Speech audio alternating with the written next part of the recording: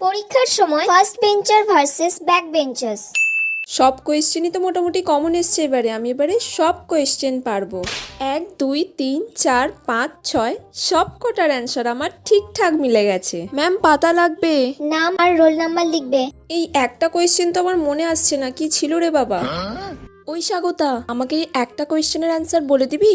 3 দাগের কয়েকটা। আচ্ছা ঠিক আছে রে, আমার তো 100 নম্বরের পরীক্ষা দেওয়া কমপ্লিট।